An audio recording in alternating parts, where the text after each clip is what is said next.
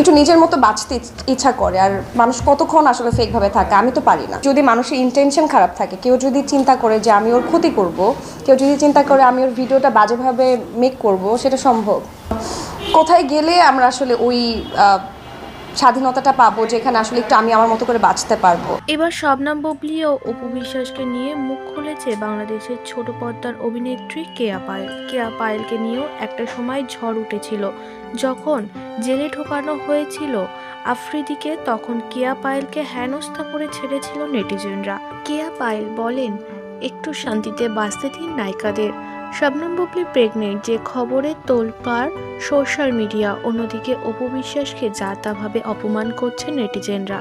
তিনি জানিয়েছে, এইভাবে যদি বাংলাদেশের নায়িকাদের নিয়ে ট্রোল করা হয়, সর্বদা নিউজ করা হয়, ফেক নিউজ করা হয়, তাহলে তারা কিভাবে বাঁচবে? এবার তাদেরকে একটু শান্তিতে বাঁচতে দিন আপনারা। অপু বিশ্বাস বাঁচতে চাইলেও তাকে বারবার খোঁচা মারছে বুবলি ভক্তরা। জানাচ্ছে, অপু বিশ্বাস এত মিথ্যে কথা বলেছে সোশ্যাল মিডিয়ায়, আর শবনম বুবলি তো প্রমাণ দিয়ে দেখিয়ে দিল শাকিব খান তার।